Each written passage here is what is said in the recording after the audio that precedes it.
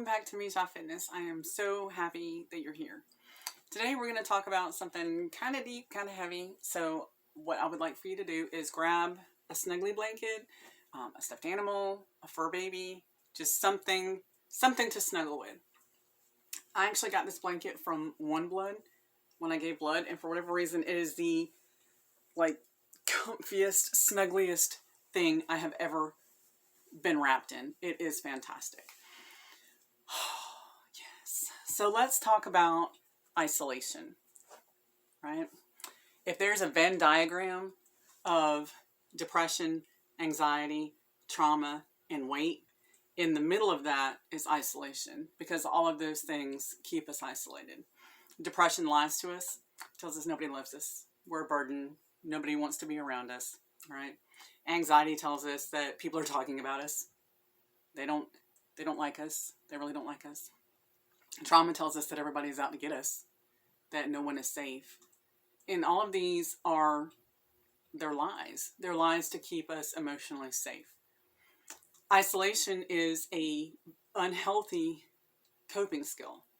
If you're by yourself, if you're in your little bubble, then you're safe. And that's a fallacy. We know that's a fallacy, right? We don't have to delve into that one. Got my little list here. Y'all bear with me. So what does isolation look like? Isolation can sneak up on you. It can sneak up on you because you're like, oh, I'm around my husband and my son every day. I'm not isolated. You get into bubbles.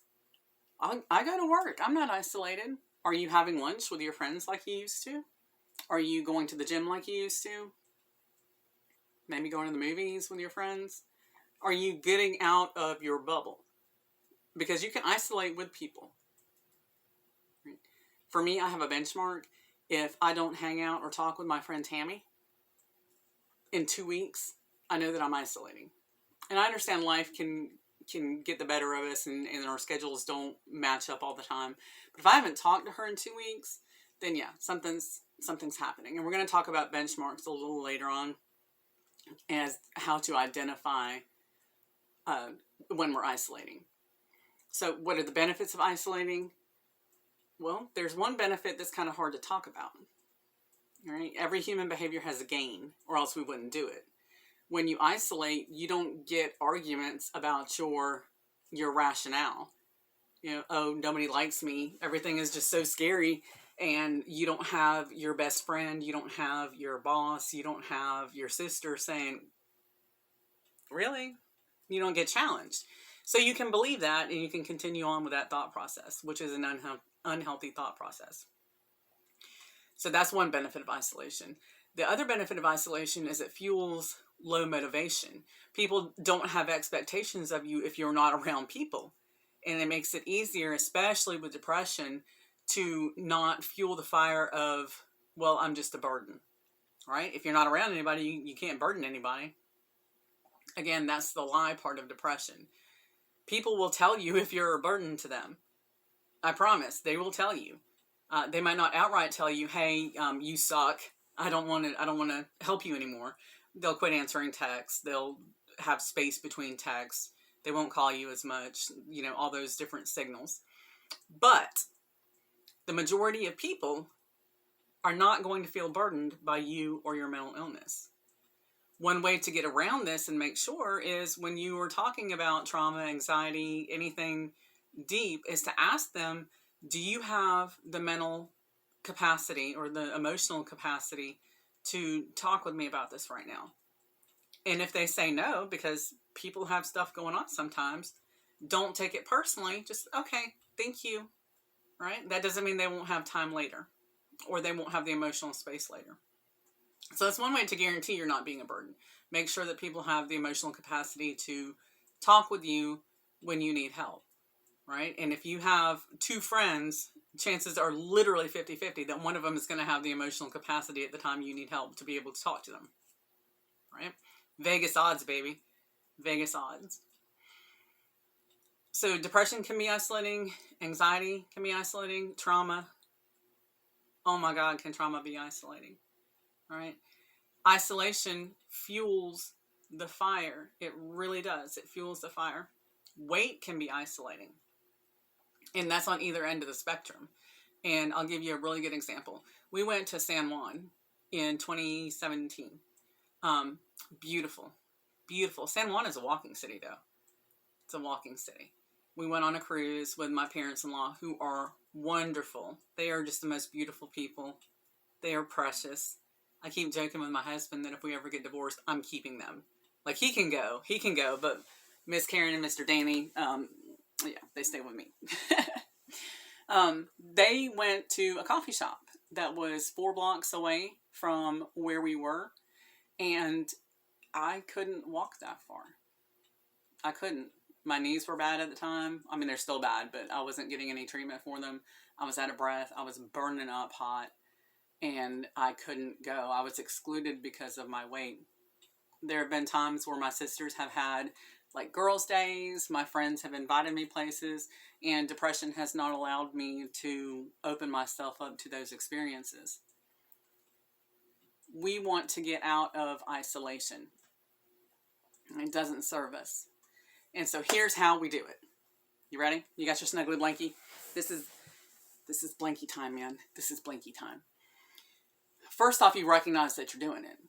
I talked about the benchmark with Tammy with 2 weeks, right? You recognize, hey, I'm isolating. I'm not doing the things that I usually do.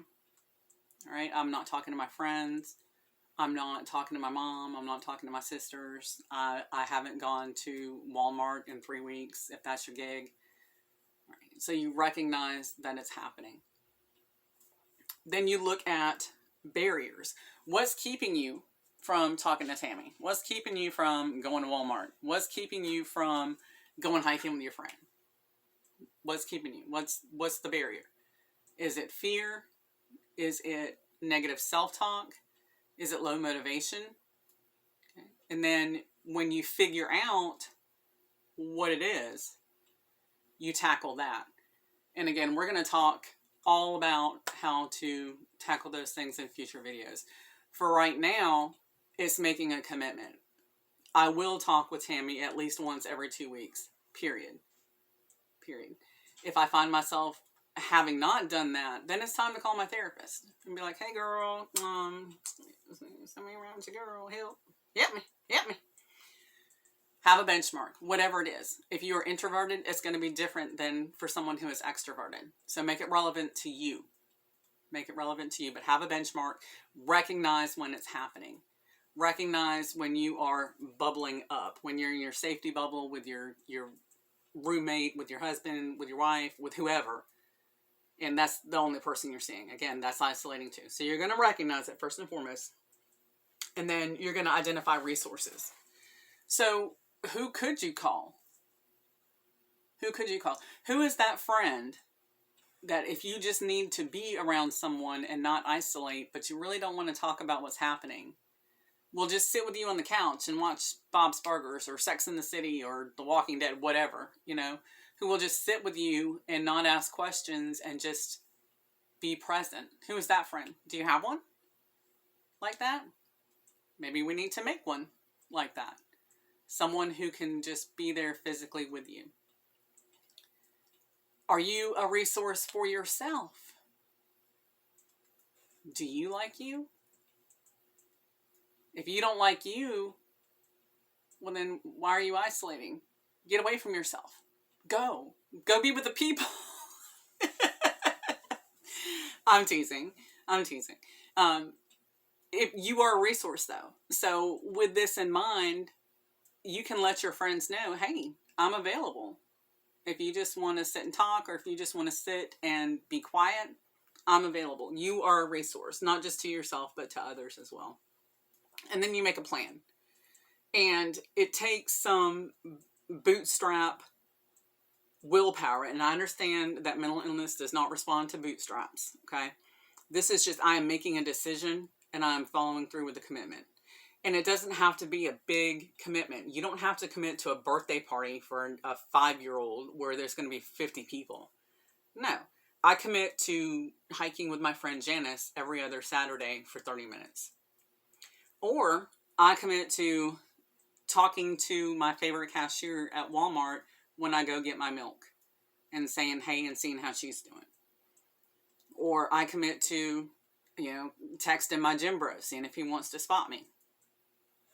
All right. So it really is. It's making a commitment and just following through with that commitment, which is difficult. I am not by any means saying that it's not. I'm not saying, oh yeah, this is so easy, just go do it. No, I know it's difficult, and you can do hard things. You can do hard things. I have faith in you. You got this, boo. You got this. Go do it. Go do it. Figure out what's stopping you. Fix what's stopping you. Make a commitment and go do it. So that's isolation. And we talked about how weight can isolate you. The other side of that coin is when you lose weight. And I have celiac disease. So I don't eat gluten. I can't eat gluten. It just wreaks havoc in my body. It causes a lot of bad symptoms. So between that and the fact that I don't eat out, I mean, I'll eat out at Waffle House occasionally because weirdly, they are allergen friendly. Listen, they are a disaster benchmark and they are good with celiac. Who knew? It's Waffle House, man. It's Waffle House. They're the goat. Because it is so difficult with allergies and with my lack of trash panda food habits, it's hard to make a plan to go out to dinner with my friends. Lots of my friends love the Olive Garden, which is a gluten nightmare, right? Cross-contamination city. I would die happy, but Jess would be dead. Or wish she was dead anyway. All those breadsticks floating around. When you start making healthier choices, you recognize that sometimes you don't have the willpower to go places other people go, right? So have a plan. Have a plan for non-food-based activities. Have a plan at the movies. If you're going to the movies, don't restrict yourself. Have a small popcorn. They have the little kiddie things where it's got the little candy and it's got the popcorn and a small drink, be mindful. Be mindful of what's happening and be mindful of the possible pitfalls, because there is not much that can make you feel more isolated with everybody sitting around eating pizza and then you've got your little celery sticks, right? So be mindful, avoid the pitfalls where you can. A lot of that is just going and making the plan yourself. Taking initiative and saying, oh, instead of going to the Olive Garden, why don't we take a walking tour of Tallahassee or go to the Arts District or go to Maclay Gardens, go to St. Andrews State Park and take a hike and bring a picnic. And that way you have more control over the food and you have less willpower that you have to exert. So there is some, even when you get skinny, there's still some isolating that's going to happen. And skinny people get depressed too. And skinny people are anxious too. And skinny people have trauma too. So this is something you're going to have to deal with right on. This is not something that's going to go away once you hit your weight loss mark or hit your health mark. It's not going to go away. So we might as well learn how to deal with it. And how do we deal with it? We recognize it. We identify barriers. We identify resources. We make a plan, commit to that plan, and then go out and kick that plan's butt. We just go do it. And you will be amazed at how much just going and doing it is going to lift your mood and help you to feel not so alone. And I'm here. I know I'm just a voice on a screen right now, but I'm here. So recognize when it's happening. Recognize what your bubble is. Right? That's the first step. Just see. Observe when it's happening.